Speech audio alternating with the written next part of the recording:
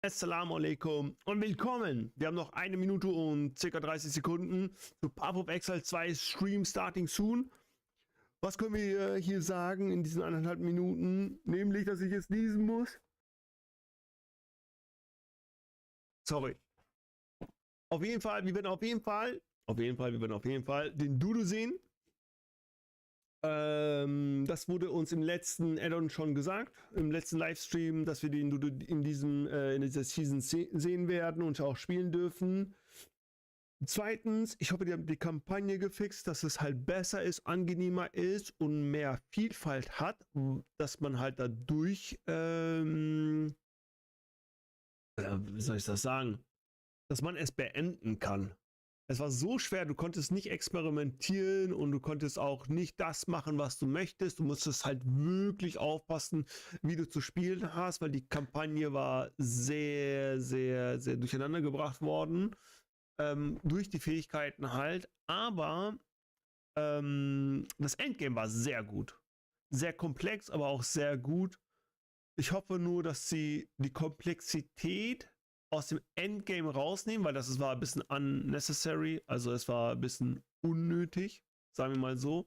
Und ich hoffe, dass sie die Kampagne verbessert haben, indem wir mehr Skillvielfalt haben, dass sie ein bisschen besser sind. Die haben sehr viele Skills damals genervt und sehr vieles gestärkt, was die Monster angeht. Und es ist in 3, 2, 1, 0. Here go, I'm in Rogers, Game Director on Path of Exile 2, and welcome to GGG Live. Today we're going to show you an exclusive reveal for what's coming next for Path of Exile 2. Twitch drops are enabled on today's live stream, so you'll be able to claim your Verdant Wilds dodge roll effect by following the instructions below. Now today it's finally time to show off a new class that we know everyone in the community's been waiting for. So let's roll the trailer for Path of Exile 2, The Last of the Druids. Okay. Wake up. Oh yeah. Hey, Twitch, please don't ban me. Well, well. What have we got here then? You lost, fella? Hey, we're talking to you. I asked you a question. Bloody hell.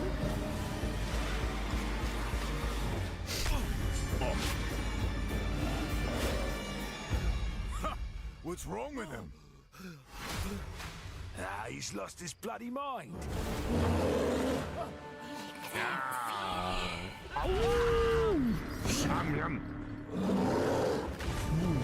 Let's go. Yeah. Na, das wollen wir nicht. Das ist Kaka. Ja. Lecker. Cha, cha, cha. Oh. Furries, let's go. Attack.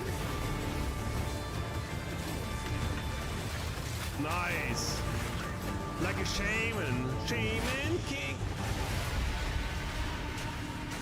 I'm a dragon. I'm a dragon. Whoa! Whoa! Whoa! I'm a dragon.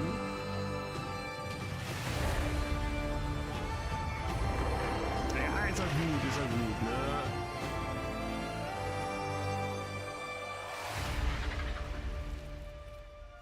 I will find you, evil. Evil or evil? Now as you can see, the druid is a shape-shifting elemental spellcaster. Yeah. After his fellow druids were destroyed by the King in the Mists, the druid lost his humanity in the forests of Ogham, where he wandered for years as a beast. Now, finally reawakened, he's determined to find his lost wife and regain his humanity. The druid has been one of the hardest classes for us to design. As well as having human spells, he has 3 animal forms, and we wanted to make sure that there were interesting combos between all of them. Yeah. The druid is our first hybrid strength and intelligence class. That means he needs to have the ability to use spells and attacks. As a human, the druid typically uses magical staves to harness the powers of the earth and the natural world. One of the first skills you will learn is the ability to create small volcanoes from the earth. This skill spits out balls of magma at your enemies, and will continue to do so for some time. While the volcano is active, turn into an animal and wade into melee range. Many of the skills you use as a human last for a significant period of time, giving you a good chance to turn into an animal and rage out. Okay. Nice. But how do you turn into an animal, you may ask? Well, the answer is a new weapon type that druids use, animal talismans. When you equip an animal talisman, you can choose which animal form you would like the talisman to represent. Okay. Depending on what you choose, Hey, you'll be given what's that going animal's on? basic What's going attack on? as a Stop new it, skill stop to it. equip. To turn into a bear, simply What use is the that? skill. Your them character will all? instantly transform into a bear and attack. If you want to change back to a human, just cast a spell. You will instantly swap back and cast it. We wanted to make sure that swapping between forms was seamless and immediate. Changing forms should be something that you do without even thinking about it all the time in battle. In order to allow for hybrid melee and caster gameplay, most of the skills you use in your human form last for some time and aid your animal skills in some way. The volcano we used earlier will emit more molten balls whenever you hit it with a Ja, slam, hab ich schon gesehen, making hab ich it schon perfect gesehen. for use with your bear form's furious slam. Ich bin kein Fan davon. While in bear form, many of your abilities use rage. There are a lot of ways to generate rage, but the Ja, easiest das one is sieht schon simply nice smash your aus. enemies with maul. Once you see the runes on your back glowing, it means you have enough rage to do a much more devastating version of your furious slam. Your bear form can also go on a rampage, stomping the ground as you demolish your foes. Okay. Nice. Wir haben sehr The viele more rage you Skills hier. have, the Hier longer the unten. rampage lasts. And doing it over a volcano makes it even better. Also Volcano Spam und dann boom, boom, As you boom. consume rage, your bear form will generate endurance charges, and these can be used with skills like Ferocious Roar. Ferocious Roar is a war cry that empowers your subsequent attacks to break your opponent's armor.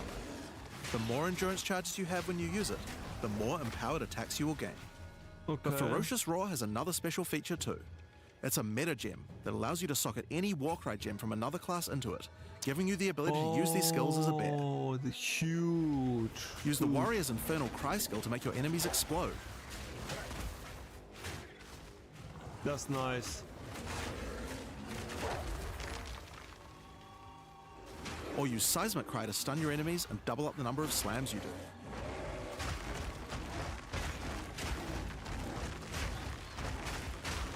Das ist nice. Ich sehe You schon. can even use it with Ancestral Call, Spam. a skill that turns you into the fire god Kaun.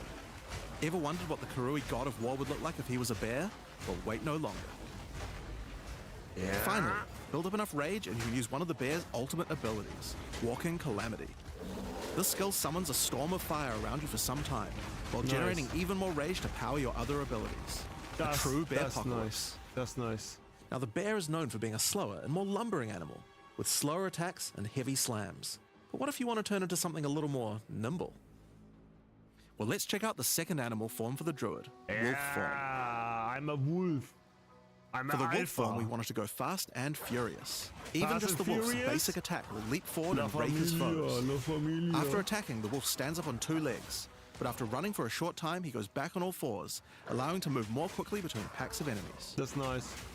The wolf has a lot of cold attacks based on his association with the moon, and the first of these is Lunar Assault.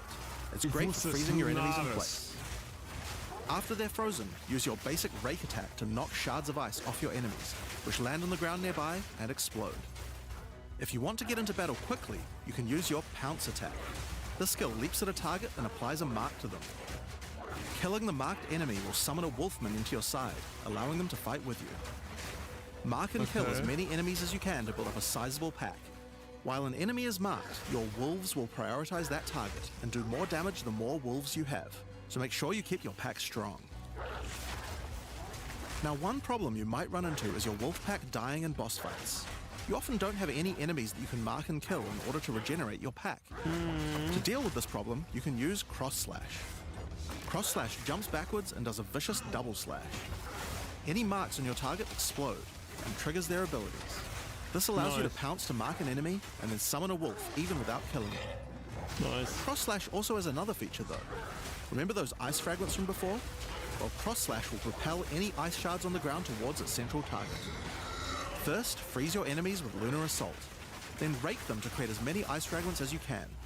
Then follow up with cross slash Das to sieht generate a richtig field of geil aus. icy explosions to obliterate your enemies. Diese Special Effects. Da reden wir um die Grafik. If they're still alive Nice. after that, your pack of wolves can finish them off.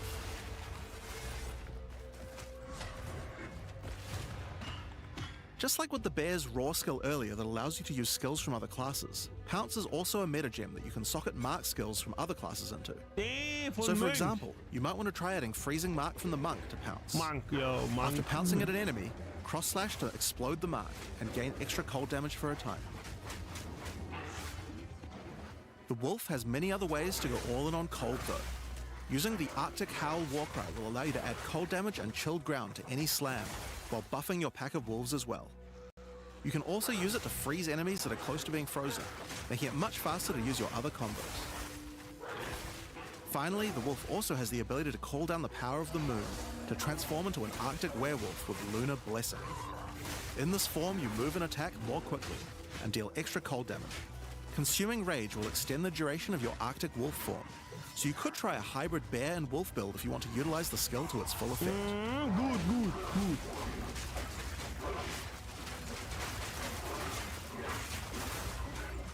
Ich glaube, ich spiele Wolf. Let's talk about the third form available to the druid. And I Dragon. think it's a cool one.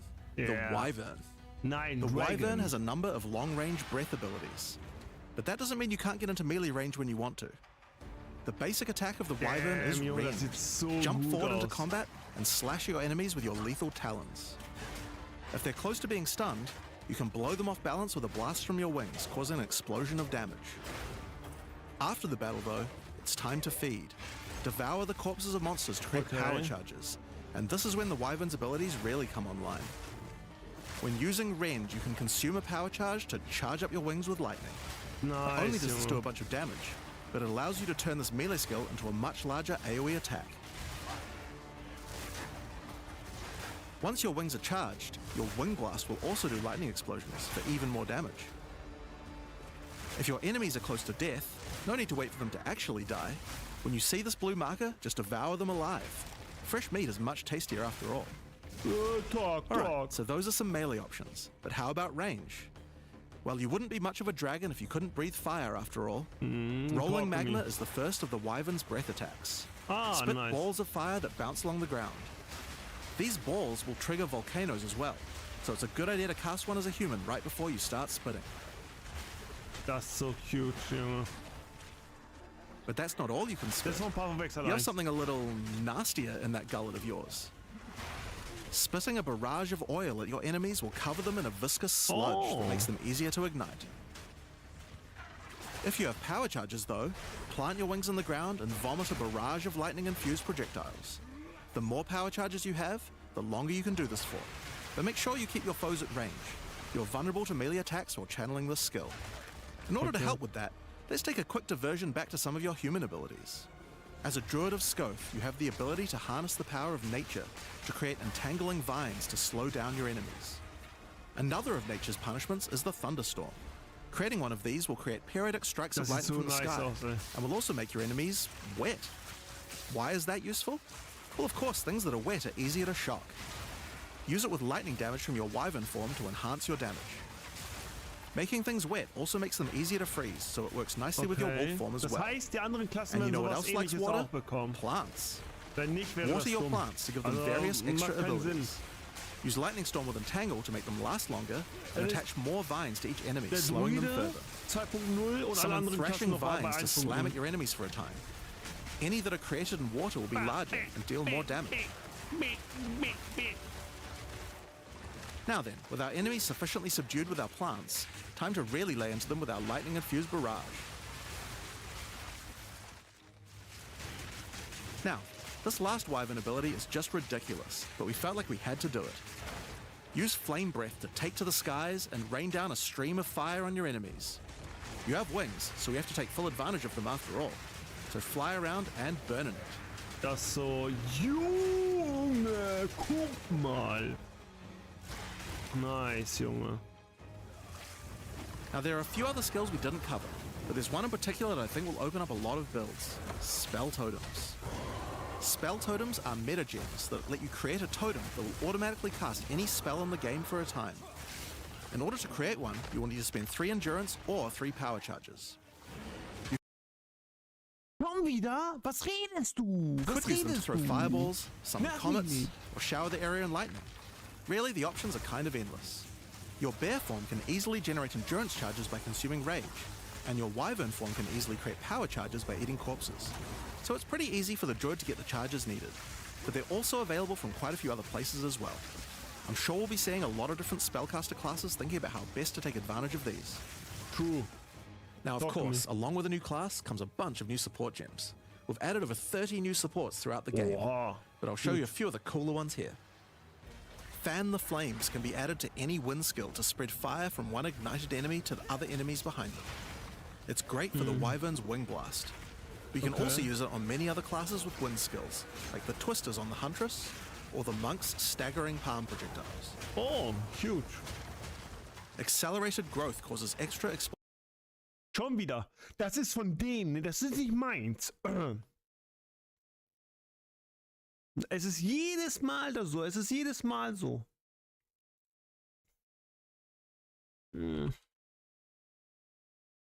Das ist so ass, Explosive Junge. plants to erupt from the ground whenever you grow plants with rain. And Advancing Storm changes storm skills like your Thunderstorm or Tornado to move across the battlefield. It's great for watering plants en masse, or to turn tornadoes into a real disaster by sucking up multiple ground effects as they travel along. Oh, nice. Der macht And gar the keinen Sorceress Schaden. might like to use it with Firestorm as well. Oh! Echoing Cry causes your Warcry skills to echo.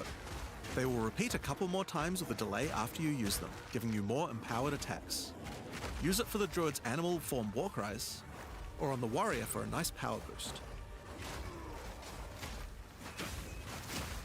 Grounding Shocks causes monsters you shock to turn into living Tesla coils, arcing lightning to nearby enemies. You could use it with your empowered wings for an extra damage boost, but it's also great with any other shocking skill. Try it out with Lightning Spear. It obviously needed more AoE clear. There's a whole pile more, but we'll leave those for you to discover. Yeah, let me discover. Now with a new class comes new Ascendancy classes. The Druid will have 2 options for now, with a 3rd being released later. The first class is the Shaman. The Shaman channels nature's elemental fury and can harness rage as a spellcaster, unifying his animalistic and magical tendencies. Oha, By okay. allocating Druidic Champion, you gain spell damage the angrier you are. And with Furious Wellspring, you generate rage continuously and can spend it to empower your spells. Oha, Junge. With the what? knowledge of the Asmerian Magi, the Shaman can harness untapped power from runes and idols. After allocating Wisdom of the Magi, you will notice that all runes and idols have extra mods only available to the Shaman. These new mods unlock countless new possibilities for enhancing your build. You can also allocate Bringer of the Apocalypse, allowing you to become a walking natural disaster. After dealing enough elemental damage, storms of all elements rain around you, destroying all who would face nature's fury. There are other abilities for the Shaman, but I'll just show a few from each class for now. The other Druid Ascendancy is the Oracle. The Oracle perfected the Das sieht power so of nice foresight aus. and utilizes this in combat to gain massive advantage. When taking Fateful Vision, you will see visions of your future self using specific skills. If you decide to follow this path by using the skill yourself, it will do significantly more damage.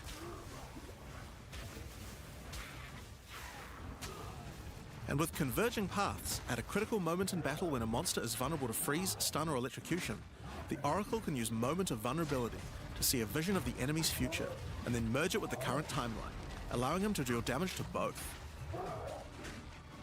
And one of my favorites, when you first become an Oracle, you'll notice over 130 new extra passives appear in the Druid section of the tree.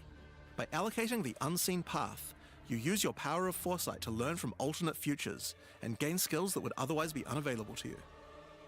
For example, self-sacrificing allows you to be able to summon more minions by reducing the spirit costs, with the trade-off of making your reservation skills cost more spirit. Or Corruption Endures, which allows Oracles to have a small chance to avoid death. Both the Druid Ascendancies offer interesting and unique ways to gain modifiers that no other classes can get, so we're expecting a huge variety of build possibilities from these.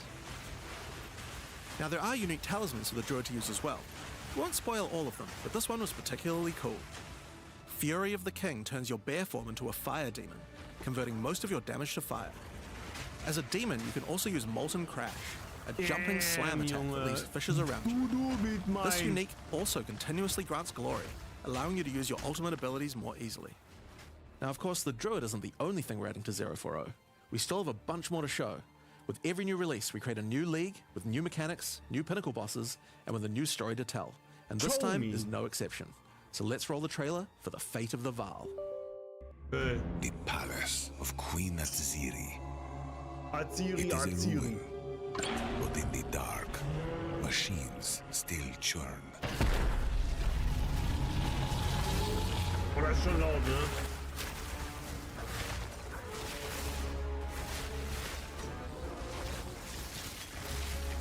The temple has many functions, and with it, a chance Hey, to that's save the Vaal. cool! I love gateway this! through I love time. this!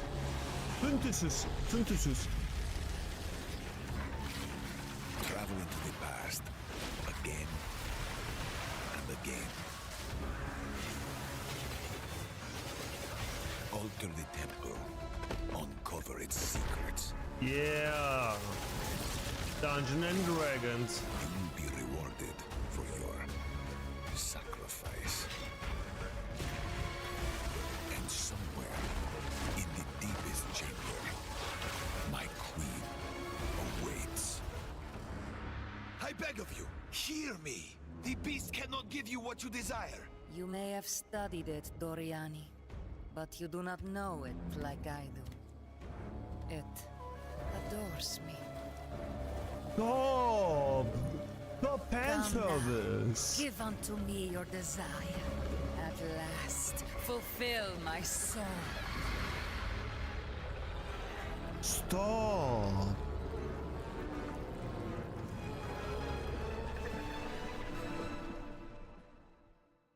Hi, I'm Mark Roberts, Game Director on Path of Exile. Hi. In the Fate of the Vaal League, you will find remnants of the ancient Vaal civilization scattered throughout Rayclast. But They seem to attract nearby creatures and affect them strangely. After killing them, the remnant appears to gain some amount of power, but not enough to fully activate it. It seems you will need to find 5 more of these arcane devices, and sacrifice the monsters you find there to fully activate one. Okay. But things don't always go to plan. These devices are old, and sometimes infected by corruption. Twisted versions of ancient Vaal may emerge, and sometimes even stronger foes. You. On fully activating one of the Hardcore, devices, you dead. finally discover its true purpose. A portal opens and takes you deep underground to a lost temple, once the home of Atziri, Queen of the Vaal. What treasures could still be inside? I think you're gonna want to find out. In front of the entrance is a console of some kind, and on activating it, you can see a map of the temple. Dungeon Atziri's and personal Dragons. chambers are on the far side. I love this. But how could anyone get that's there? so nice. There are that's really disconnected nice. rooms, and the layout doesn't seem to make sense. And that's when you realize the purpose of the ancient devices scattered through Rayclast. The temple is powered by sacrifice, and this energy can be used to modify the very structure of the temple itself. Each time you run the temple, you will be given 6 rooms that you can place, allowing you to craft your own dungeon to explore. That's so bad.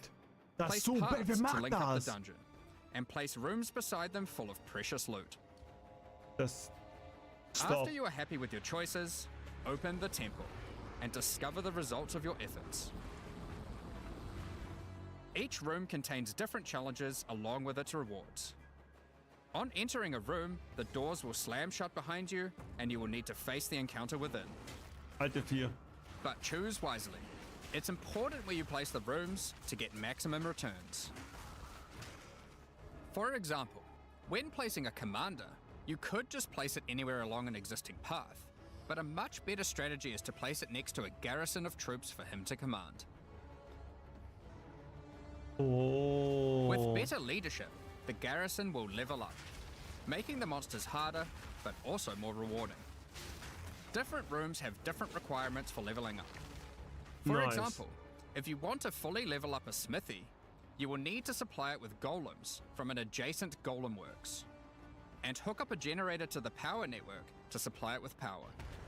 After doing so, the golems will be powered up, making them much more dangerous. You don't need to memorize what interacts with what. When selecting a room, you will be shown the locations that will make other rooms level up, and Nice. exactly what effect it will have on the temple.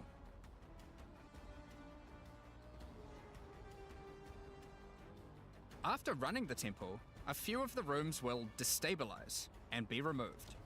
It will be up to you to rebuild the temple, adding 6 more rooms each time you come back, making the temple larger and larger and larger.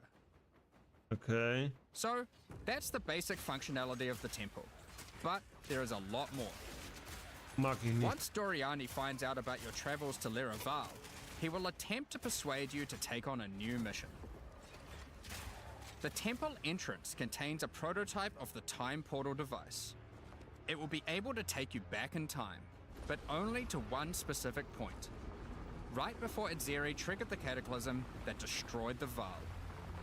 He requests that you go back and attempt to stop Edzeri to prevent the Val from ever being destroyed.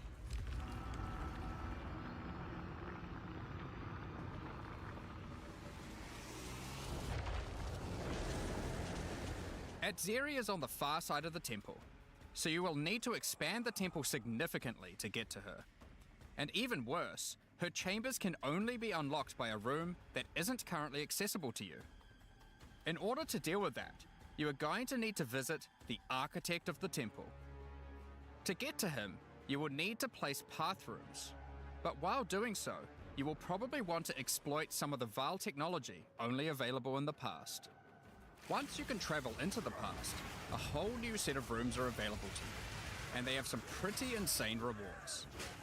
At level 1, the corruption chamber can be used to corrupt a single item, Okay. but placing it next to a thaumaturge to run the place, and a sacrificial chamber to provide soul energy, you'll be able to level it up. And it's worth it, because once you get the room to level 3, there are some very nice rewards to be had. In a level 3 corruption chamber, you will find this mysterious device. It has a slot to place an item, and it only accepts items that are already corrupted. Oh.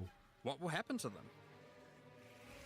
Well, normally once an item is corrupted, you can't modify it any further. But this device allows you to corrupt your item a second time, adding another enchantment. This has the capability to craft some very powerful items indeed. But be warned, the Val are all about taking risks in the pursuit of power. There is a 50% chance that the item will be destroyed. Oha, 50. That's huge. Und weg. It's gone. Each money, room has its own it's gone. interesting mechanics and rewards when it levels up. Many of them contain bosses to fight, special drops, and in many cases, new crafting opportunities. For example, a level 3 alchemy lab has a nasty Val construct to fight, but if you can defeat it, you can find new corrupted soul cores. Like Guatalizi's thesis, Was ist? which on boots allows you to sacrifice your life to run faster. Or Sita Qualottl's thesis, which on gloves will revive one of your minions whenever an offering expires. Get a sacrificial chamber to level 3, and you will need to face a highborn priest of sacrifice.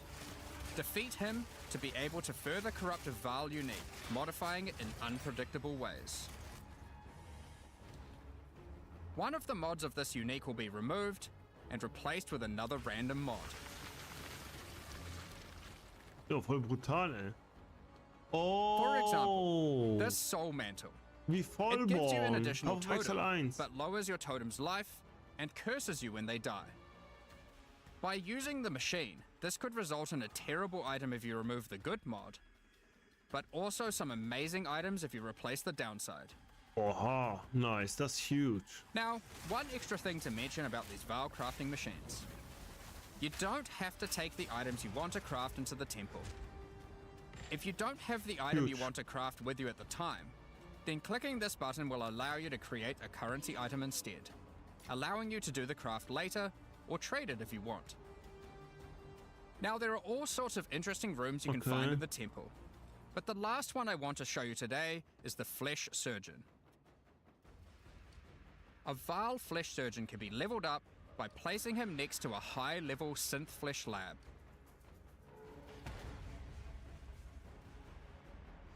But be careful. The Flesh Surgeon has some rather unpleasant experiments in his personal lab. Big Mama. Afterwards, you might notice the surgery table just sitting there. The Vaal are great at crafting items. Why not do some crafting on yourself? After laying down, you'll be asked which limb you'd like to replace. Left arm, perhaps your right leg. Each limb can get a different set of random bonuses, so choose wisely. After getting up from the table, try out your new limb. It seems to work fine, and even perform better than your normal one. Now, there is just one thing with replacing body parts. If you die and are resurrected, your body will return to its natural state. You might need to return to the Vaal Surgeons if you want another robot arm, and maybe get a better one next time.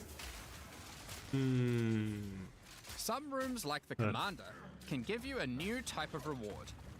Medallions that can be used to manipulate the temple in other ways.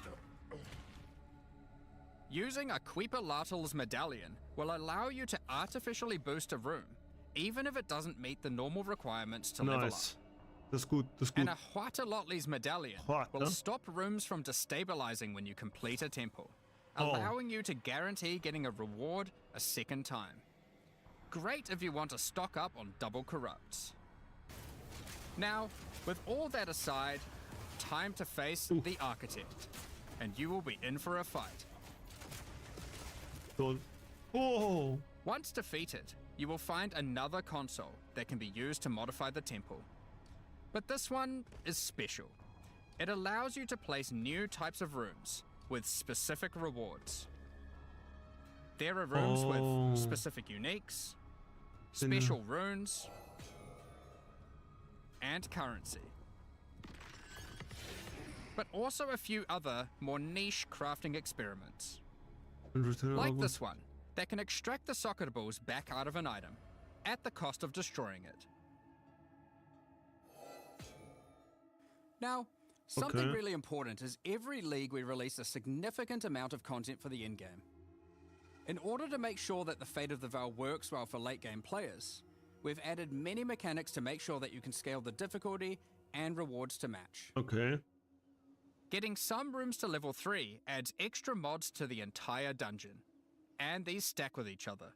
So in endgame, when you can get some really big temples, you can generate a challenge that can even match the strongest of characters. We also start to introduce ways to store up energy for the temple, allowing you to save up many runs so you can do them later at your leisure, and not interrupt your mapping too often. That's now, nice. in each league, it's important that we have a new pinnacle boss to test your character's might. In the Fate of the Vaal, you will get to face Adziri while she was at the peak of her power. One of the rewards you will gain by defeating the Architect is the ability to place the Royal Access Chamber. Once connected to your temple, you can visit it to finally reach the Queen of the Vaal herself. This fight takes place at a critical moment in history, right as Adziri communes with the beast's power and takes her true corrupted form. Andariel. Now, we are not going to show you the whole fight, but we will tempt you with one of the rewards. This is Adziri's rule. This staff gives additional levels to all of your corrupted gems and lets you trade life for extra damage. But in addition to that, while using the staff, mirrors of refraction will constantly appear on the battlefield. Any projectile you fire at these will split into a nova, and they can chain from one to the other. Oh no. So, that's the Fate of the Vaal League. But we are also bringing the previous league, Rise of the Abyssal, into the core game, along with a few changes. Now, for those of you who haven't seen what happens when a league is over, it's important to understand that you will not be seeing abysses in every area anymore. Rise of the Abyssal is now one of the league mechanics that can show up randomly in endgame. If you want to specialize in running abysses, there is now a tablet that will allow you to add them to any map you run. You can also craft the tablet to add Abyss-specific mods to enhance how they function. Now that Abyss is core, it also needs its own Atlas tree. You can gain your first points by completing an Abyss. But there are more available for doing depths and killing certain bosses. And there are a bunch of different options. You might just want more monsters and bosses. But you can also make finishing an Abyss have a chance to overrun a nearby map with the Abyssal. Or make your Waystone modifiers also apply to Abyssal depths. You could specialize in the interaction with other leagues, or specialize in a specific Abyssal faction. Okay. One of the important elements that we have heard loud and clear is that needing to do Abyss crafting on Waystones is quite annoying. Ja, voll dumm. So, we have removed that. Gut. In fact, we have removed instilling from Waystones as well. This mechanic felt mandatory on maps because it boosted the value of all other content, but it was both annoying to do and resulted in a lot of visual clutter. Instead, we are bringing back some of that power on tablets, which you don't need to craft nearly as often, since they last for 10 maps each. Okay. Once you defeat the Arbiter of Ash, you will be able to upgrade tablets to a rare with 4 mods using regular currency. Oh, cool. Even this isn't enough to fully bring back the power you could have gotten from instilling, so we have also buffed the bonuses that tablets give. Going forward, we're not going to be adding any more crafting directly to Waystones outside of the basic currency, because it adds too much micromanagement. Yeah, nice. But on that note, Fate of the Vaal does bring the ability to corrupt your tablets, hoping to get one of many different random outcomes. Nice, das ist huge. Ja, das Now, ist geil, das with ist regards to geil, Delirium das ist Fog, gut. Even Zu though you shouldn't komplex have ist to have it on every Kacke. map anymore, Egal, ob es we Paarwechsel still ist oder did want nicht. to make it less visually annoying. Delirium Fog has been toned down significantly, Gott sei Dank, so you won't nice. feel like you're just playing in a sea of grey.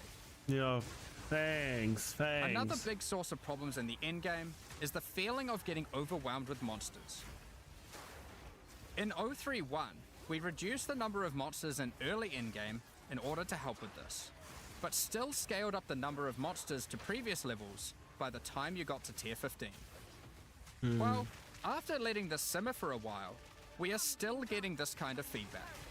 So we are no longer going to scale up the number of monsters you go as you get deeper into the endgame. Instead, we are scaling up the difficulty and rewards by the same amount. So to be clear, instead of increasing the number of monsters by 40%, they will instead drop 40% more items, grant 40% more experience, and have 40% more life, in addition to all the normal scaling they get due to being higher level. This only applies to regular monsters, not bosses. We have also reduced the speed modifiers that monsters can get sometimes, which also helps a lot with this. Now, we did have a large amount of content for endgame planned for 040, but unfortunately we just didn't get time to finish it. Ja. The scope was a bit too large, and so we would need to wait until 050 for that. Ist okay. But rest No assured, problem. there will be a ton of upgrades for the existing leagues, as well as new pinnacle bosses, and a significant overhaul to the Atlas passive tree coming soon. Now, another problem that becomes a much bigger issue in the endgame is game performance. Please. And we have done a lot of work here. The Yeah. primary issue is CPU load. And to address that, a lot of things have been optimized. Yeah, please. And we have done a lot of work to take advantage of more of your CPU cores. Yeah.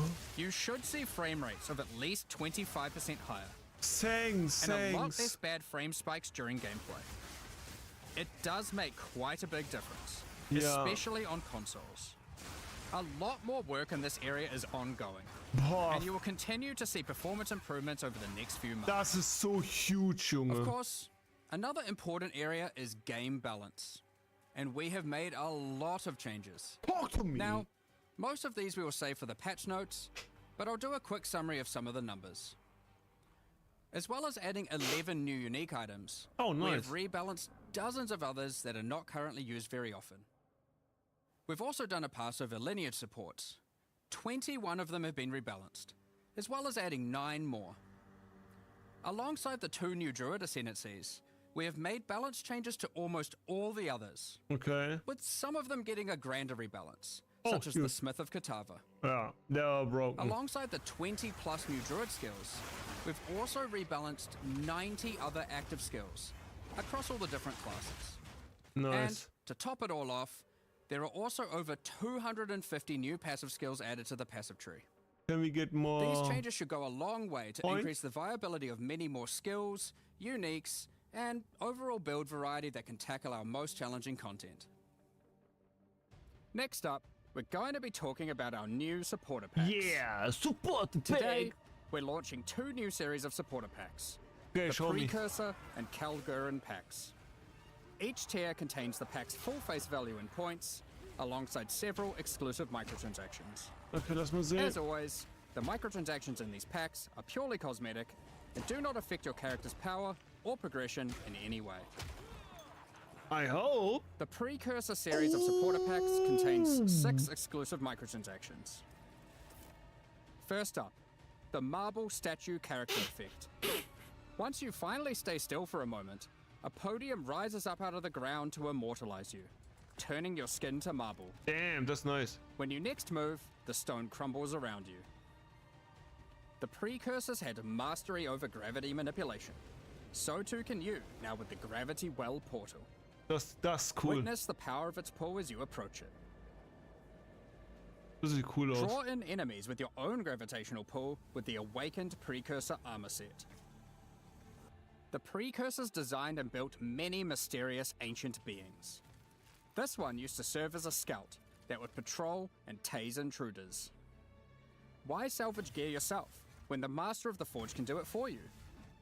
Molten gold spills out as the Forge Master breaks down your items. Kaputt. The Relic of the Precursor's map device is a mysterious machine that sits atop ancient colossal statues. It keeps track of the number of charges consumed on your Precursor tablets used in the device.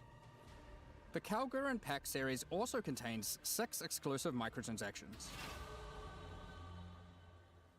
The Kalgurins had astounding skill in astronomy, being able to track cosmic events with absolute precision. Harnessing that skill, with the Astronomer's level up effect equipped, you too can now see exactly how long it took you to level up as it outputs the time in chat. The time taken to reach your last 3 levels is also displayed on the item, so you can link it when you have a time you're proud of. Crush unique enemies by unleashing the wrath of the lost Kalgurin fleet, led formerly by Captain Heartland himself. Oh, okay. Das, A Kalgurin okay. seafarer needs armor fit for the treacherous seas of Rayclast.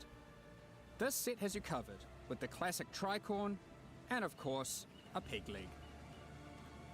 Okay, The that's Lost okay. Treasure weapon skins top off your appearance of a true raider of the seas.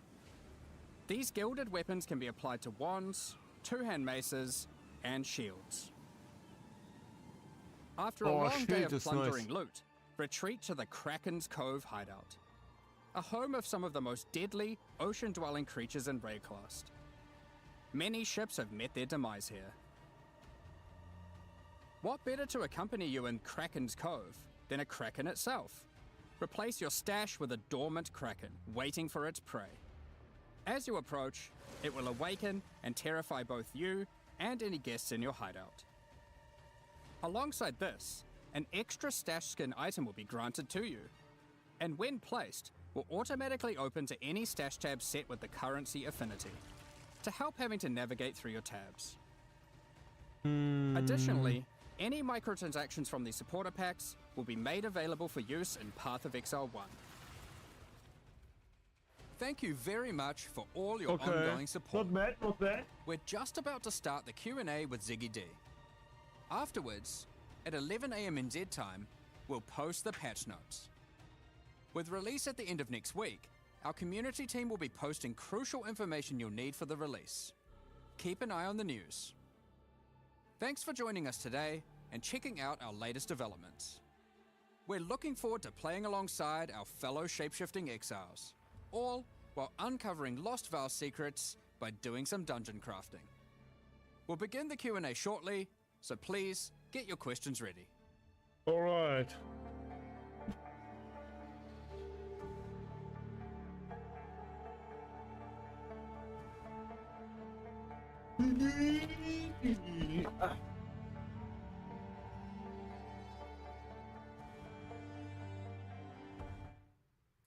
Welcome back, Exiles, to the Q&A portion. I am your host, Ziggy D, and today we're going to be touching on the design of the Druid and the fate of the Vile League while we gather some community questions. Then we'll deep dive into endgame, balance, and other game design topics. I am, of course, joined by game directors Jonathan Rogers and Mark Roberts. How you guys going today? Oh, very good. I mean, you know, it's been a great one to work on this one. Like, I've really enjoyed it. So yeah, it's definitely great to see you again. And it feels like it's only been like no time at all since the last time you were here with the PoE1 release. It feels like only several weeks, and that's pretty accurate. yeah. We get to see you twice as often now, so that's fun. Yeah, I'm around every 2 months or so now, roughly. It's great. I love it. Let's keep going. So I do have to open with this, though, is like, Druid looked a little bit weak, I think, in the demonstration video today. Yeah, I think one of the issues that we have is like we're so concentrating on like just demonstrating how the mechanics work that we sort of forget to be like, okay, let's actually make sure the damage numbers that we're doing on this like test character we're filming here are actually like in line with what people actually normally expect. So yeah, there's a few things there that we probably should have caught and made a little stronger there. But yeah, when you actually play it, it's certainly from the alpha feedback incredibly powerful. Like yes. you know, the like, you know, we were seeing some people say, oh, you know, the wolf looks weak or whatever. Well, I can assure you that on alpha there's a bunch of people saying the wolf is super OP. So you know, it just comes down to the things you go through in order to demonstrate stuff. I think we probably going to be worthwhile. We make some videos showing a bit more of the less demonstraty side and get them posted and stuff this week. Because honestly, you can just play it literally right now, and it's you know. Yeah, I've definitely been playing and recording a bit myself, because I was like, when I first watched it as well, the draft, I was thinking, it's like, I don't really get a feel for what it feels like to actually play it. There's good demonstration here of the mechanics, but yeah, I can understand how from your perspective, it'd be pretty easy to be like, oh, we want to communicate how this cool thing works and this cool thing works. There's a fine line there for sure, where if you get too hectic, people are like, I don't even know what's going on. They're just looking at a ruckus. And then, yeah, in this case, let's say we went on a little too far on the other side of the line, was just a bit too slow, and as a result, yes, it can look a bit weak, but yeah, I think we'll try and get some like raw Druid gameplay out to people to understand it. I think particularly for this class, because of the shape-shifting stuff, it's so hard for us to, normally we can look at something and be like, oh, that's just a demonstration. We kind of know what it would look like at endgame. But I think with the Druid, it's just so unusual. It's so different that it's actually hard to judge what it would feel like to even play it. And I'm happy from my hands on to say that like it's almost immediately like very smooth, the shape shifting of it, the movement of it, especially because like in your demonstrations, you're not really using dodge, roll, sprint, that sort of thing as well, which makes a big difference. I suppose one of the things we didn't really dwell on in the video as well is that we do actually have dodge roll. I mean, they're not actually rolls for the animals, but yeah, all the animals can like hop around and that kind of stuff. And that was honestly one of those things that was like kind of funny, because initially we actually had it so when you dodge rolled, you would transform back into a human. And the reason we did that is because it's really hard to make animations for animals that like actually work correctly. Like we actually thought it was impossible, but then when we actually put it on alpha, there was the kind of visceral reaction of I want to still be a bear, like, you know, while I'm hopping around. So we ended up having to like work out like how can we make this possible? How can we make it so that you can actually do the dodge rolling as an animal? And that sort of ended up being pretty good, I would say.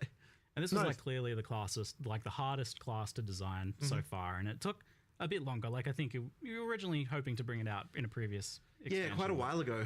But the thing is with it is that it's kind of like designing 4 classes in one, because not only do you have the situation where like obviously we want to have synergy between skills and stuff like that, and we can like look at that in a normal class and work out what those might be. But with this class, people want to be able to play just as a bear or just as a wolf, as well as people who want to play like dual with a human and a wolf, or people who just want to be a wolf and a bear, and like all the different combinations. So we had to kind of come up with a way for like each line needs to be self-sufficient and that it's got all the tools that you need. But at the same time, you have to not have it so it feels like there's just duplication between them. We're like, oh, like this is just the same thing as what a bear has, but you know, you are a wolf instead. So we kind of have to like, it's like you need all the tools, and yet you also need to have them feel different. And that just made it really, really tricky to get all of the things right with it.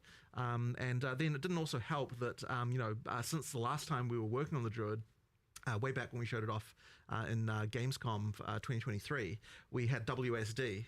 And that is a whole other complication because, you know, like how can we make that work with the animal forms? It's like a whole thing. You know, like I'll tell you the wyvern, for example, like we had a hell of a time making it so that you could do the ranged attacks, because you need to be able to walk while you're doing it.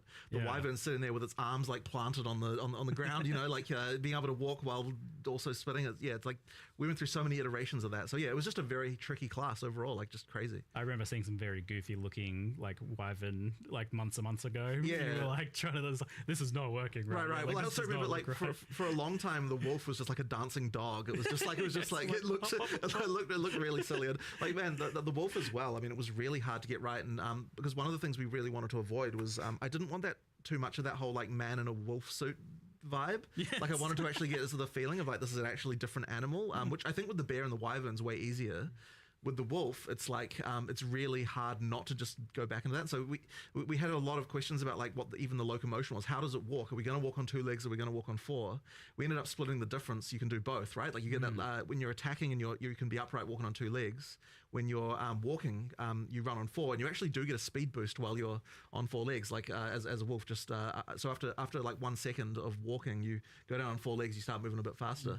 So yeah, it's actually pretty cool. An interesting thing there. I don't think is each form technically has a kind of passive benefit. Right. So obviously you got the running fast as a wolf. Can't remember exactly what the wyvern ones were, but like for the bear, for example, because you're just a bit bigger, you know, a bit of a tank. You actually do get armor, and armor applies to elemental damage as a thing, and like, you know, there's a kind of, which is like honestly, unless you actually click the bear keyword, is like undescribed everywhere. Well, it was even more than that, because I was just looking at it in game before. The bear has like passive endurance charge generation. Yes, it does. From rage expenditure, it does. I was like, that's so cool. Yeah. So we really wanted to make sure that each of the different forms had things that can benefit the other forms. So like it was really tricky to think like, what are resources that a bear can generate? What are the resources the wolf can generate? What are the ones the wyvern can generate that the other ones can then use in order to kind of get that cross synergy? So that's kind of like one of the reasons why we had to kind of come up with all that stuff. And that part of the trickiness. And that caught me by surprise as well, because like technically it's mentioned, but I never really fully understood the idea that you can swap between the forms, like human to animal and back. Yeah, I figured that's what's going on here. But you can like leap in as a wolf and then immediately transform to a bear mid slam. You absolutely can. So the thing with this is that you want to present a fantasy to someone as far as like what the UI is pushing you towards and all that sort of stuff. Like there are going to be a lot of people who are like, I want to be a bear, and they just pick bear stuff and they go all bear, right? But at the same time, we're unconstrained in the sense that you can pick all the other stuff. You can use it at the same time. So one talisman, like effectively when you pick on a talisman from like wolf, bear, or wyvern, what that's giving you is the default attack, right? That's what you're actually picking, and that's all it is, right? And that often will guide you like what skills you're picking and so on, but you can just use with that same talisman as many different animal skills as you would like. That just means that you've got that sort of free flowing, like, you know, trying out different stuff, sort of combo gameplay that we like to try and get. So obviously there will just be a lot of people who just pick one thing, right? Like, I absolutely expect that. There's a lot of experimentation to do there if you want to do it. Yeah, so you've tried to hit like making it so like people who just want like a simple straightforwards, like I just want to run out as bear and slam the ground, like that's certainly very possible there. But also you with this whole class you had the problem of how do we make like a spellcaster and a melee attacker that's shapeshifter as well. I mean, this class has got a bit of everything. For sure. How did you make all that kind of like work together and solve that build problem of like, how do you actually scale these things together in a way that just one thing isn't way better than everything else? Right. Well, I mean, it's always tricky, and Mark's obviously the one who handles a lot of the balance stuff, but I can see even just from a design perspective, so I just throw over the fence all my horrible stuff, and then you're like, how the hell am I going to balance this? Effectively, like, so even with the spellcaster side, so one of the things we initially wanted with the spellcasting is a lot of it's like over time type effects that, so for example, with the volcano being the really obvious one, right? Like you can create this thing, and then you can turn into an animal and do other stuff at the same time. So we needed on the human side a lot of things that last for a long time. But the problem you then run into when you actually go to balance the thing is like, okay, well, if you've just got like 5 damage over time style spells, why not just cast all of them and then you don't have to ever do anything else, right? Like, so it's like that kind of stuff makes it really hard. So then you have to start thinking, okay, we want to make it so that you cast a long-term thing as a human, but then being an animal is going to augment that so that it improves it. So for example, with the tornado, it's got a similar mechanic to the little twisters that the hunters have, where ground effects can empower it with extra elemental stuff. And so then we're like, okay, well, if the animal forms are the ones that can create the ground effects, then that means that you're kind of like, you're going to want to do, like to mix that with the tornado, you now have to have both the animal forms and the spellcaster stuff if you want to get all of that together. So it's just a lot of that thinking about how can an animal form aid a spell, how can a spell aid an animal form, like all the way through. And then, yeah, as I said, we throw it over the fence, and then Mark tries to work out what kind of numbers can actually make it it's a web of infinite difficulty, right? Because like we're talking about the 4 forms within the class, but each of these skills also synergizes with every other class and every other skill in the game, and it's becoming growingly more complicated. But that's also what's fun about the game, and what all the things you can unlock and the crazy builds you can do. But yeah, I mean, like this week's focus has been like, okay, we had all the, like during our alpha testing and internal testing, we had like, you know, there was the I want to be all forms going between, there was the I just want to be wolf, I just want to be bear, I just want to be a dragon, and now we're getting a lot more of I just want to cast nature plant skills and do plant stuff. And so it's like, okay, well, how do we make that work? Well, because they're quite long duration, so we're having a bunch of complexity with that as well. And it honestly just, it does just spiral into like, oh my God, there's 20 million variables here, but it's fun. And at the end of the day, as long as it is honestly fun to play, then honestly we're golden. So, you know, I would say we're pretty much there on almost everything with this class. I'd actually say we're a little bit more prepared than normal. We've had a lot of testing. Despite, I mean, partly because it's been in the works for so long. But yeah, it's, I don't know, like ultimately pretty fun. I'd say there's still something, obviously there's still more to do. There's obviously always more to do.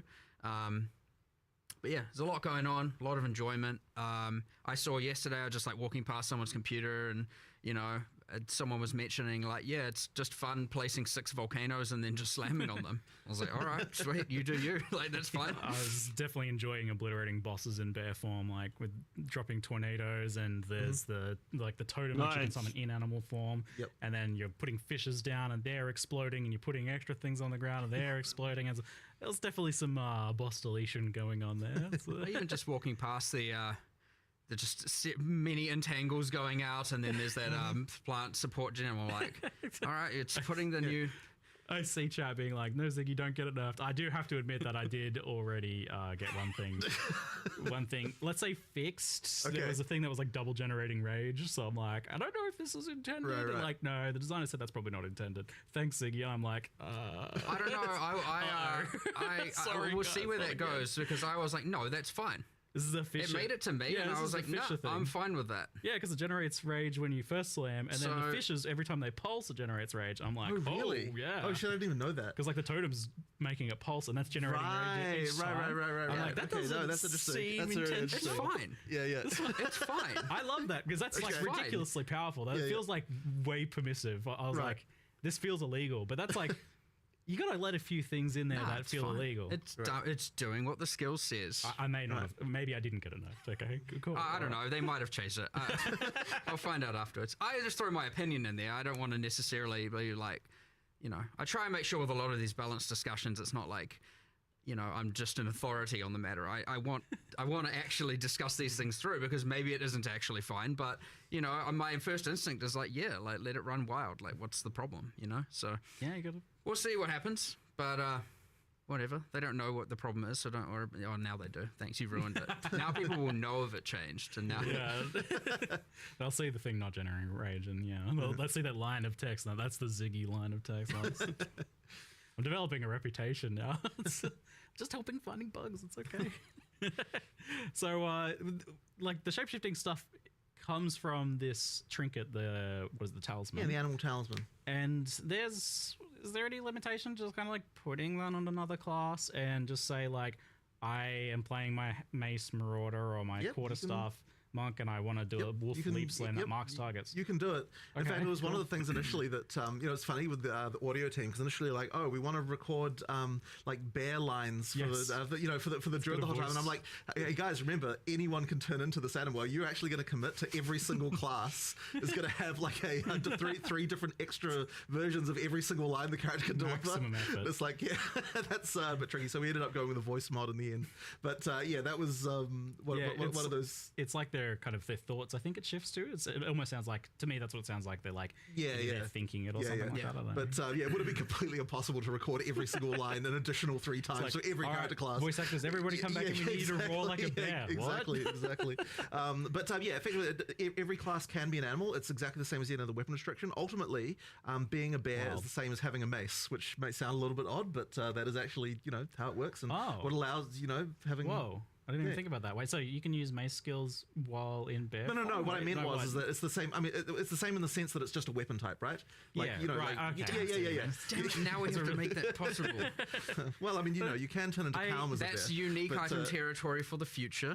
It often gets talked about, like, the idea of, like, why are things, like, so weapon locked? And I've always maintained the position that you guys want to kind of do that as much as possible initially, and then in the future you can blur the lines a little bit. Like, there's maybe in the future you're like, maybe this skill has a way of crossing over. We can do, but the thing is, a lot of the identity of a weapon type really comes a lot from what it can do, and so that's the main reason why we do it that way. But but the thing is as well, with the weapon swapping, so you can still use skills from different elements, different weapons and things like that. The thing is, like, it's funny that you mentioned that with the bear, because, like, definitely some of the bears, I noticed parallels between some of its skills and some of the mace stuff, and I could see absolutely combining, like, this bear skill that places fishes with the other stuff on the mace that triggers the fishes. Like, there's, like, very obvious, like, cross synergy build. Well, I mean, they're adjacent classes, right? I mean, you've got, like, strength versus strength int. Like, we want to be able to make sure that some of those key elements do, like, cross over, just so that to open up the way to have synergy between the different classes more easily.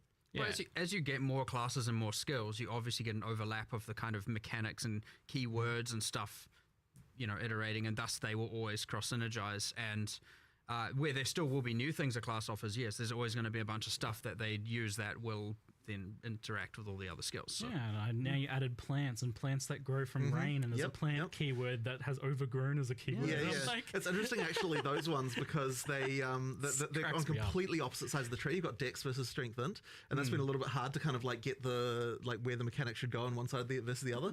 So where we ended up going is that the nature side of things for plants on the Strength int is like you've got the poison on the Dex side versus the kind of like just pure nature, like physical damage spells on the strength inside, but that's been fun though, because now it's actually been really fun designing the supports, because the more classes we have, the more we can start to think, okay, like, here's a support that's for something obscure. How can we make it so this can apply to some other kind of thing on the opposite side of the tree, where, like, now you've got some interesting interaction.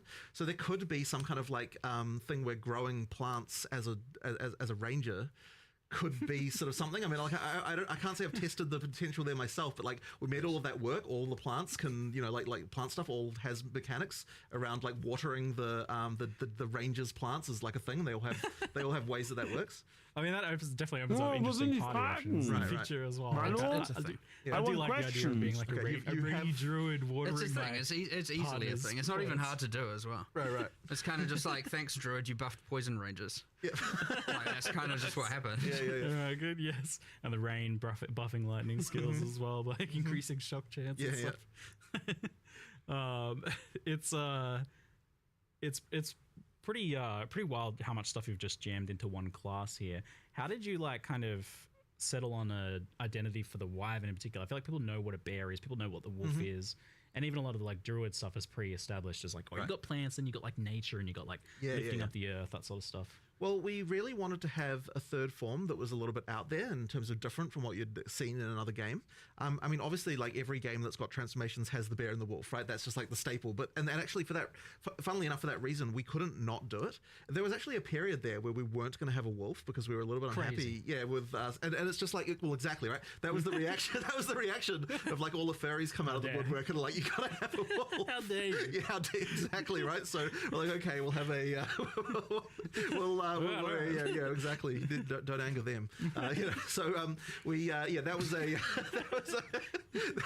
was a real concern. So we decided to go. We needed the two familiar, and then we needed one that was a little bit more out there.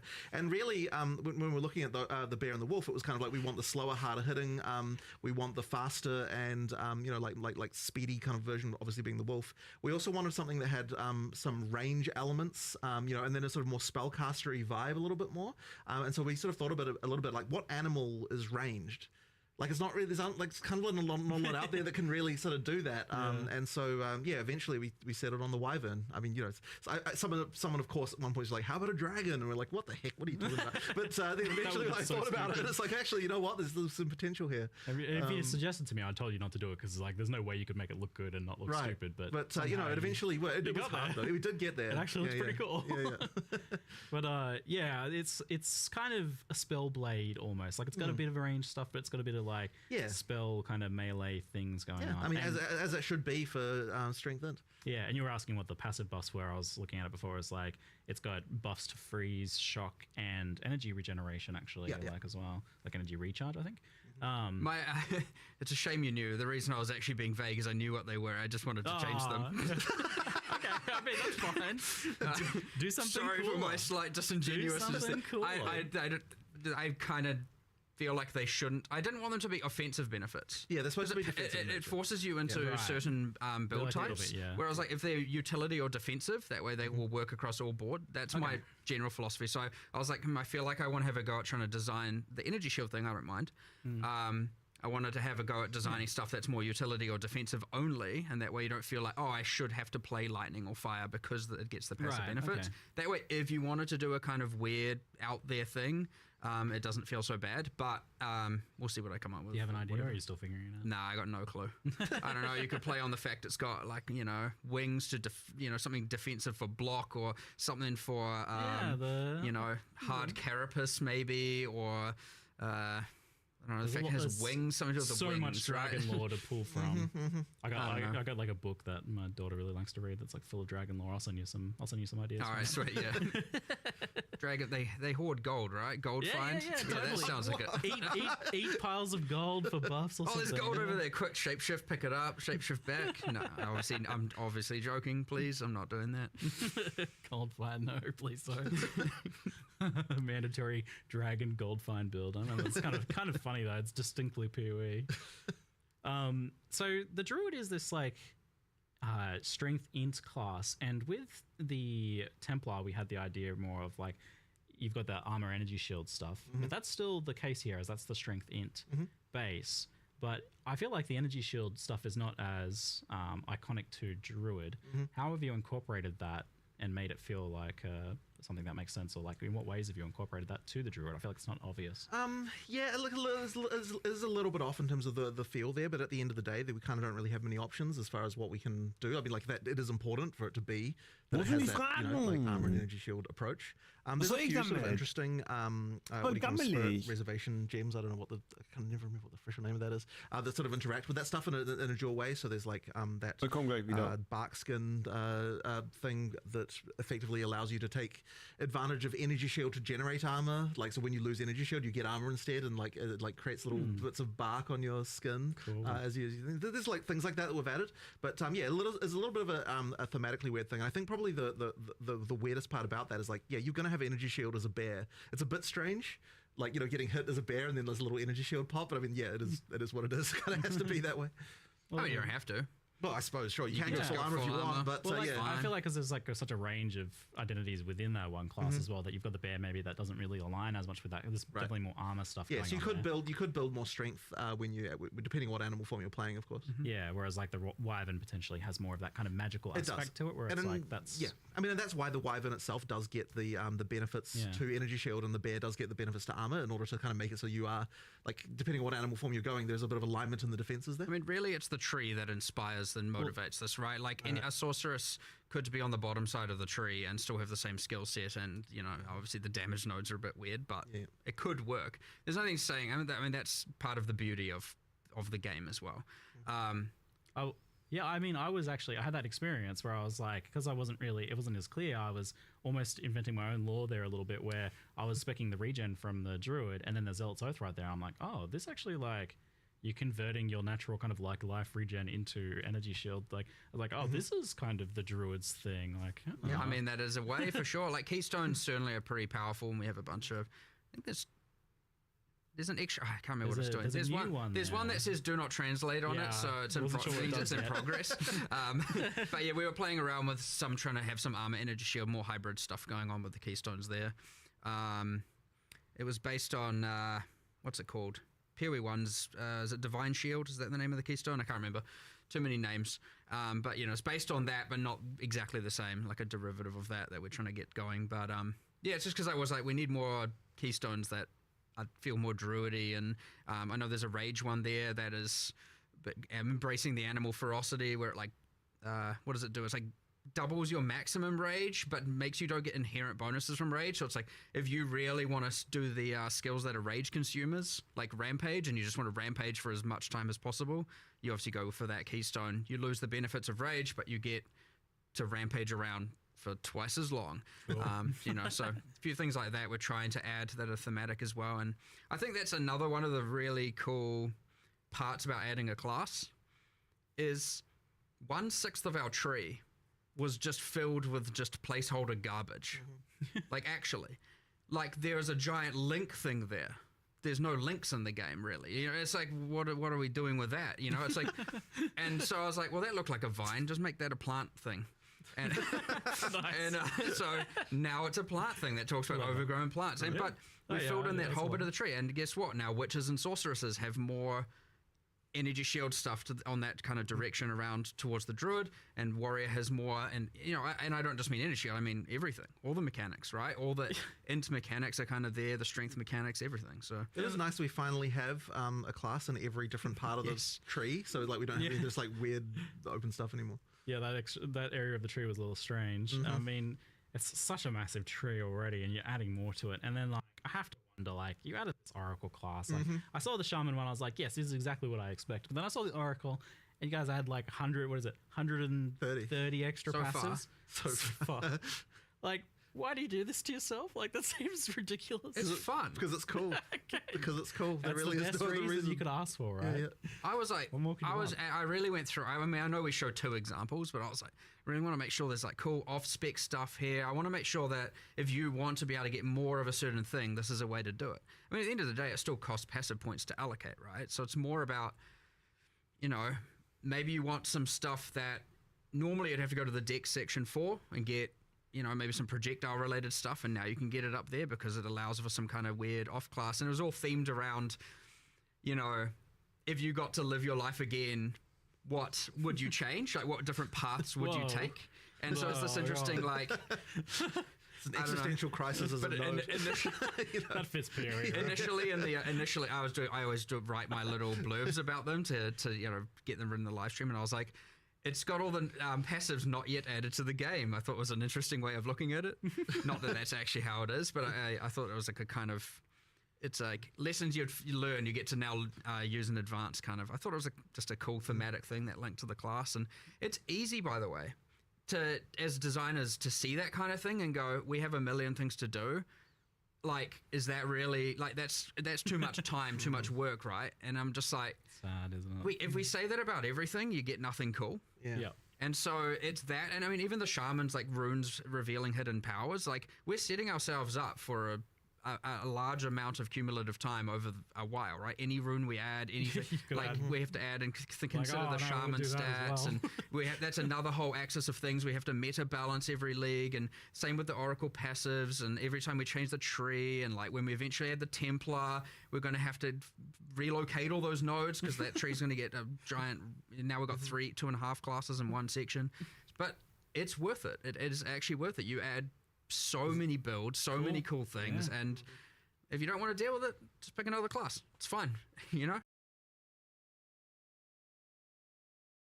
don't have to, or pick other nodes on the same class. You don't have to take that node. So I think this like very clearly communicates that you're also okay with this idea of there being just like hidden cool stuff to discover that you're not going to know ahead of time, because you can't like look at the class options on the character selection screen and know what the passives are going to be that are hidden behind the Oracle ascendancy, right? So it's like, yeah, that's cool, that's fine. Yeah, I mean, look, there's always going to be community tools, and they're going to come up with a way to make that, to the build guides and all that kind of stuff. So like, I love the secret stuff. I actually got my secret Abyssal Lich. Yeah, wild. It was an actual final secret, and maybe there's more. Well, you want to do more of that, don't you? I can tell. Look at him. He wants to do more. Of course, I love it. I love people having cool secret things they can find, and it isn't just like 1000% pre-planned.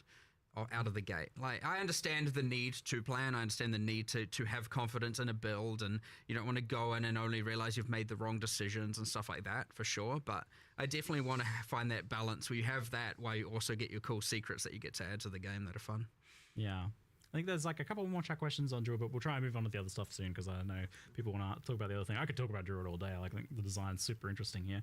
But some of the questions were that I think people are a bit confused about like the talismans and the forms and how that stuff works. So the talismans are effectively just like another weapon. Yeah, exactly. And things like attack speed, movement speed on gear and everything will affect you in your movement. Absolutely. Animal right. forms. It's Absolutely. not like... I think because a lot of other games do it where when you change form, like all of a sudden, oh, your weapon's not affecting you, or this thing's not affecting you. Well, I mean, effectively, so we're doing the changing form by utilizing weapon swaps. So you've got two weapon sets inherently, and the talisman effectively serves as your weapon. Yeah, like if you're playing a druid, you are going to have to learn how to use weapon specialization passives and stuff like that if you want to have the spellcaster and melee thing. Now, a lot of the passive tree nodes, like in the druid section of the tree, all have like attack and spell damage and that kind of stuff. So like certainly for most of the start of the class, you won't have to worry about it. But as you get deeper in, and if you want to do hybrid spell attack, you are going to have to think about like, okay, what are my attack passives, what are my spell passives, and do that. I was actually surprised at how simple and straightforward it was to do. So like the weapon specialization tree thing, you still do need to think about and understand how that works. But the basics of it, like using the actual skills, just happens automatically. Like I didn't ever have to actually go in and no. You don't have to worry about that part. Just because of the fact that because this has always been the rule, but it's really apparent here. Like if it'll swap to the weapon set that can use the ability. So therefore you don't have to actually tweak it. You just put it in and it kind of works. So like if I tried to use my spell, it would shift to human automatically and use the staff. So like that was all automated, and I didn't have to like program anything like that. Right. Like I have on some other builds, I guess, where it's a bit. But more mostly that's just unclear. because you get into a situation with those where because it's usable on both. Now you have to start going in there and tweaking that stuff. But because it makes it much simpler when you don't have to worry about that. Yeah, so there's a decent onboarding there, given the potential complexity of that. All right, so we'll move on now to the Fate of the Vaal expansion, and there's definitely more of a like clear divide between the two things, and you even actually made two separate trailers this time around. Well, it would have been super weird to have these like two completely clashing themes in the trailer. So in the end we were like, it's like normally of course we'd make one trailer with everything, but we're kind of like, man, it's really hard to unify these two things in a kind of reasonable way. So in the end we decided to go with two trailers and just like show the content completely separately. They're not connected. Like they not don't at all, have to right? be, right? They're not. Aside from both of them having a buttocks in it, they're not connected. That just happened. That was total accident, by the way. It was just like two totally unrelated. Yes, sure. I was praising the equality of it. So I was great. There's buttocks for everyone here in this trailer. Excellent. Thank you. So this expansion is, and we saw this a little bit where you tried to work in the previous League mechanics into like story quest stuff, which I was super keen on. This expansion definitely feels much more deeply linked into the campaign and story, to the point where like Doriani's saying, go back in time and try and change these things that happened in the campaign. I was like, this feels like a major campaign story beat. So going on now. There's a few things going on there. So like initially, this League, unlike I think what we've done too much of in the past, the storyline develops quite a lot more kind of like through the campaign with different events that happen and sort of link in a lot. And part of the reason originally for that is that one of the things we sort of don't like necessarily about what leagues do is like you've got this situation where you like walk out of town in like literally the first area, and it's like some eldritch entity is immediately recruiting your services. You know what I mean? Like it's actually very like unfortunate. Put this rusty thing in your body. Exactly right. So we kind of wanted to try and make sure that there's a little bit more like it doesn't feel like the world is on your shoulders like right from the get go. Like there's actually like a little bit a growth of epicness throughout the League. So like if we'd have had it so it's like you're time traveling into the past, like the moment you walk out the gate, it's like okay, it's just not quite right. So we decided what we'll do is we'll make so that there is the temple. We've got a kind of like almost a baby version of the mechanic where you've got a lesser number of rooms, like it's kind of a bit simpler, like to start out with. And then once you pass the sort of key point in the storyline, then it like really opens up. You go into the past, you've got a little more story stuff going on. It did add quite a lot more work to kind of have to make two versions of a bunch of things and that kind of stuff. But I think it is worth it because it means that it feels like the League has a lot more going on. It just doesn't kind of break the you don't. Okay, das ist wurscht. Das ist wurscht. Wir spielen dann ab morgen oder übermorgen Path of Exile 2, um überhaupt reinzukommen, zu wissen, wie das wieder alles funktioniert. Wir werden auf jeden Fall einen Dudu spielen. Ich weiß noch nicht als was. Ich will auf jeden Fall keinen Caster spielen. Ich spiele entweder den Bären, aber ich glaube, ich spiele Werwolf mit Eis und Auto-Attack. One of the challenges I think we're going to have just designing leagues generally is that they're going to require a bit more work to make them feel right. I mean, even just something as simple as like the Val sacrifice circles that you get throughout the world. Normally what we would have done is like make one thing and call it a day. Here what we've done is we've got like 10 or more. There's a ton of variations of those where for like each act we're like, in like for each area we're thinking like, okay, which like we need more of these so that we can use them so they feel natural in the place where they are, like do a bit of material reskin, stuff like that. Like that's kind of the stuff that we now need to do to sort of make it feel like you're not breaking like the world stuff. the Peru 1 style, you know, betrayal basement. You know, you just okay, just so there's just a basement everywhere, like in the mud flats. Like, okay, you know, that just doesn't fly anymore at all. So like we want to make sure that these things are way more believable. Right. Like you are actually convinced. You're like, you know, this makes sense. You know, I'm not just in a basement in the mud flat in a swamp. You know what I mean? Yeah, the Val is a very distinct thing, and it's very like tied to Act 3 as well. So I was a bit worried about like the tone of Act 1 with the Val stuff, but then like it fits in reasonably well. Like you've definitely taken good care to make sure that it doesn't. Well, I mean, yeah, it's a matter of making it feel like there's some ancient ruin that then later someone came along and like some Ezomites went there and they built some stones around it because they're like, well, what is this thing? And like we just thought a little bit about like how would the culture here have reacted to the fact that there was this ancient ruin from long ago in this location and that kind of thing. Yeah, okay. Say that like it does sort of I would say here like the level of polish and the stuff that we're doing, like the amount of content that the league needs to actually be good. Like you know, obviously when we did 020 the league was a little bit like, you know, it was 030 I think we did a lot better. Like it came a lot better, but I still don't think we quite funktioniert nicht. Hatte wieder Probleme, ich hasse das. Aber auf jeden Fall, here, I think, like, you know, juckt mich nicht. Ich werde jetzt aufhören zu streamen. Das ist eh nur noch Gammelkacke. Und ich werde inshallah dann morgen früh wieder streamen. Mal gucken, was ich spiele. Entweder Moonkaka oder Path of Exile 2. Weiß ich noch nicht. Aber ich denke, ab morgen werde ich Path of Exile 2 oder übermorgen spielen. Aber eher so abends. Oder doch morgens, weiß ich nicht. Morgens, nachmittags. Ja, ich hau ab. Also das bringt nichts, wenn ich hier jetzt auch gleich pennen. Ich weiß nicht, wo die ganzen Fragen sind. Vielleicht kommen die echt am Ende und die reden die ganze Zeit. Danke fürs Zuschauen. Ich wünsche eine gute Nacht. Träumt schön, kommt gut hin, kommt gut nach Hause. Passt auf euch auf.